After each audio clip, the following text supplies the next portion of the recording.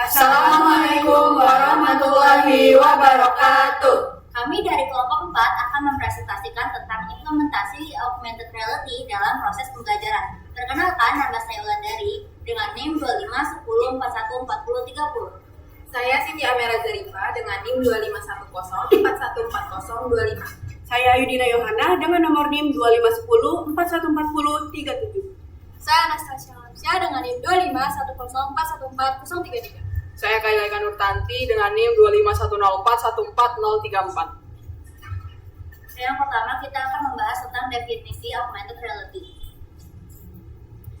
Oke, apa itu augmented reality? Jadi, secara mendasar, augmented reality atau sering kita sebut sebagai AR adalah sebuah teknologi yang mampu mengintegrasikan informasi digital ke dalam lingkungan fisik pengguna secara real time. Informasi digital ini bentuknya bisa bermacam-macam, mulai dari gambar, video, hingga model 3 dimensi.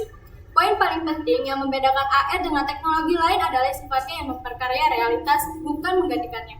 Jadi, berbeda dengan virtual reality yang menutup total pandangan kita dari dunia luar, AR justru tetap mempertahankan pandangan dunia nyata, namun menambahkan lapisan konten digital di atasnya. Dalam penerapannya, perangkat AR seperti smartphone atau kacamata pintar akan berfungsi menangkap visual dunia fisik di sekitar kita.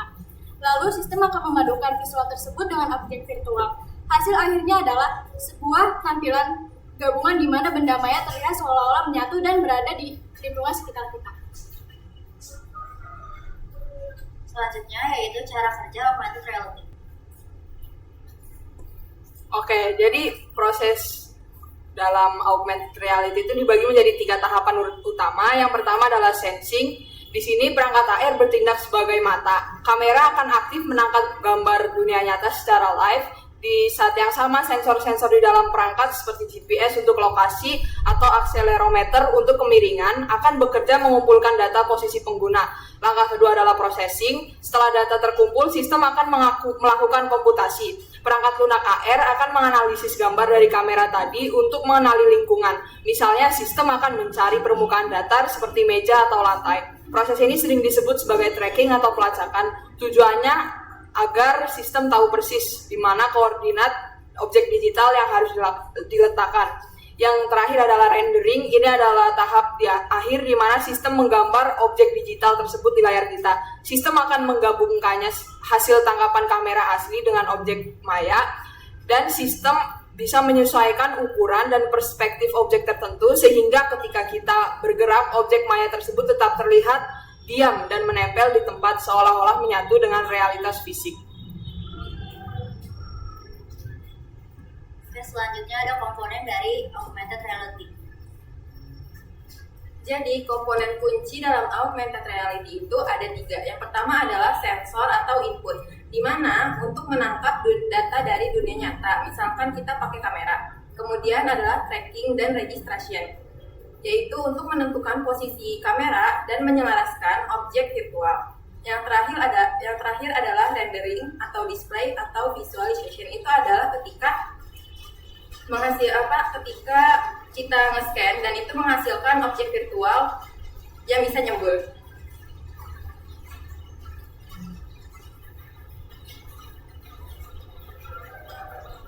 Selanjutnya ada keunggulan dari augmented reality.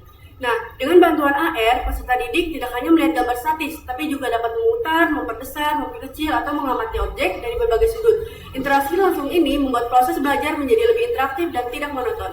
Selain itu, AR juga memungkinkan aktivitas kolaboratif seperti diskusi kelompok sambil mengamati objek virtual yang sama, melakukan eksperimen virtual, atau menyelesaikan proyek berbasis masalah bersama. Interaktivitas dan kolaborasi tersebut memberikan pengalaman belajar yang lebih mendalam sehingga peserta didik dapat memahami konsep kompleks secara lebih efektif. Mereka tidak sekedar menerima informasi, tetapi juga mengalaminya secara visual dan praktis, sehingga daya ingat, pemahaman, dan keterlibatan meningkat secara signifikan. Selanjutnya ada augmented reality versus virtual reality. Jadi di sini adalah perbedaan dari augmented reality dan virtual reality. Yang pertama yaitu dilihat dari aspek pengaturan teknologi. AR ini menggabungkan elemen dunia nyata dengan objek virtual, yang dimana AR ini tidak sepenuhnya virtual, namun dia menggabungkan objek-objek digital ke dalamnya. Sedangkan VR dia sepenuhnya virtual. Dia menghadirkan lingkungan yang sepenuhnya virtual dan memutus hubungan dengan dunia nyata. Selanjutnya ada aspek kontrol, di mana AR ini pengguna tetap dapat berinteraksi dengan lingkungan nyata. Sedangkan untuk virtual reality, kendali sepenuhnya bergantung pada perangkat lunak, di mana VR ini hanya di dunia virtual saja, tidak ada campurnya dengan dunia nyata. Selanjutnya pada aspek perangkat. Untuk augmented reality sendiri, perangkat yang digunakan bisa menggunakan smartphone, tablet, atau kacamata AR. Sedangkan untuk virtual reality, dia membutuhkan headset VR khusus. Selanjutnya dari pengalaman. Untuk augmented reality mengintegrasikan elemen virtual tanpa menghilangkan konteks dunia nyata. Sedangkan untuk VR, pengalaman sepenuhnya fiksi dan imersif. Selanjutnya, terdapat ruang gerak. Untuk AR tidak memerlukan ruang gerak yang luas. Untuk virtual reality membutuhkan ruang yang gerak karena kita bisa bebas kemana aja. Dan yang terakhir ada aplikasi umum. Untuk augmented reality, aplikasinya biasanya digunakan untuk edukasi, navigasi, sedangkan virtual reality untuk simulasi, pelatihan game imersif dan untuk virtual. Selanjutnya, hubungan augmented reality dalam metode pembelajaran. Jadi hubungan AR dengan metode pembelajaran yang pertama itu AR atau augmented reality memperkuat pembelajaran konstruktivis dan berbasis pengalaman. Kemudian yang kedua, mendukung project based learning serta inquiry based learning. Yang ketiga adalah meningkatkan keterlibatan, motivasi dan perhatian baik dari guru maupun peserta didiknya. Yang keempat dan terakhir adalah memfasilitasi diferensiasi dan inklusivitas.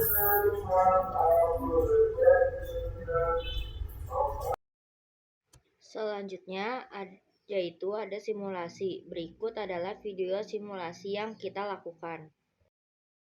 Jadi kita membuatnya dengan menggunakan webassembler.edu.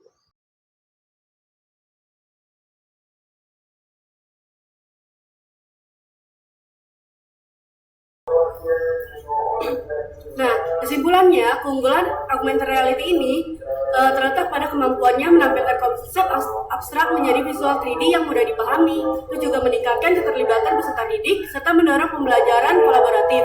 Dibandingkan virtual reality, AR tidak memisahkan pengguna dari dunia nyata, melainkan memperkaya pengalaman visual di lingkungan sekitarnya. Dalam konteks pendidikan, terutama pembelajaran sains, AR sangat selaras dengan pendekatan konstruktivis, pelajaran berbasis proyek serta inquiry based learning. Teknologi ini juga mendukung diferensiasi pembelajaran dan meningkatkan motivasi serta fokus peserta didik.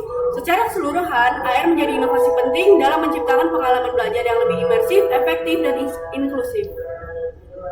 Nah, ini adalah referensi yang kita gunakan dalam membuat PowerPoint ini. Sekian presentasi dari kelompok kami, kurang lebihnya mohon maaf. Wassalamualaikum warahmatullahi wabarakatuh. Ini adalah video tutorialnya. Pertama, kita masuk dulu ke webassembler.edu atau assembler.edu. Setelah berada di webassembler.edu atau eduassembler.com, selanjutnya kita sign up. Pilih preferensi negaranya yaitu Indonesia. Setelah itu kita daftar menggunakan akun Google kita. Selanjutnya kita masukkan nama kita dan buat nama pengguna. Lalu setuju syarat dan ketentuannya.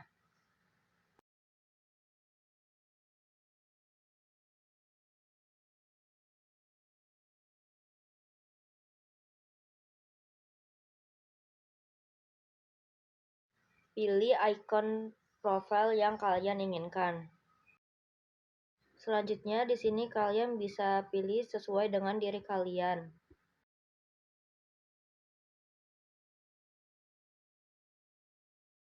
Setelah itu langsung mulai saja.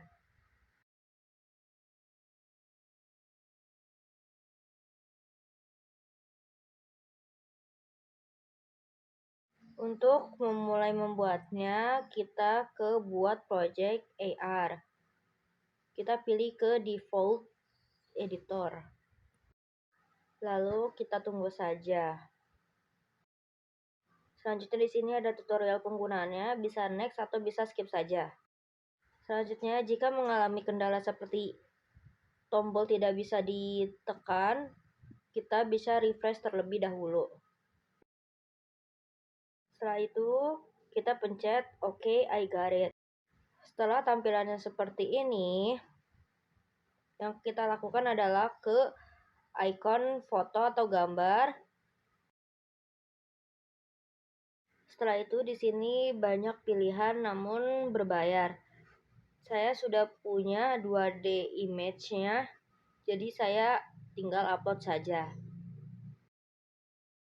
Untuk 2D image yang akan digunakan sebaiknya dihapus terlebih dahulu background-nya. Nah, ini adalah 2D image yang saya gunakan, yaitu gambar usus. Di sini kita bisa menyesuaikan posisi yang kita inginkan.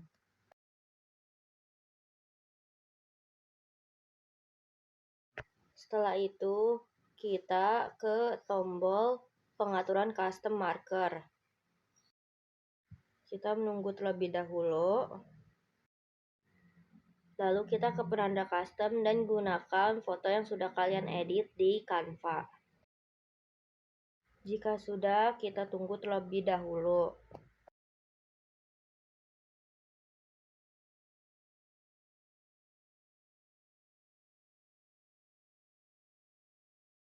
Jika sudah seperti ini, kita bisa menyesuaikan besar kecilnya barcode dan juga penempatan barcode yang kita inginkan.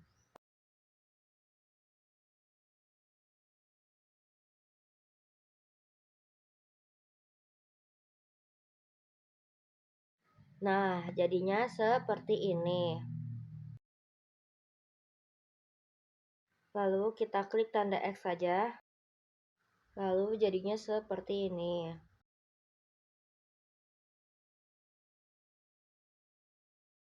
Jika ingin menambahkan keterangan, bisa ke bagian teks, lalu ke bagian annotation, lalu tambahkan title yang kita inginkan.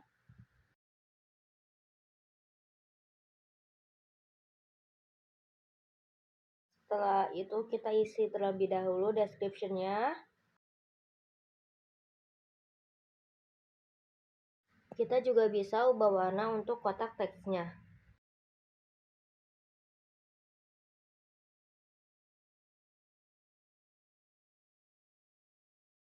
Setelah sudah sesuai seperti yang diinginkan, jangan lupa klik apply. Setelah itu, klik place. Selanjutnya, klik bagian yang kalian ingin beri tanda tadi. Dan tunggu beberapa saat.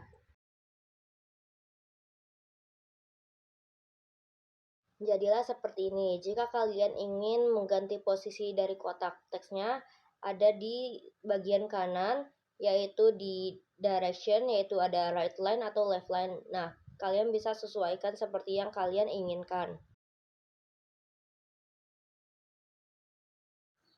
Jadilah seperti ini. Jika kalian ingin menambahkan keterangan lagi, langkahnya sama seperti yang tadi, yaitu tambah teks dan tambahkan title serta description-nya.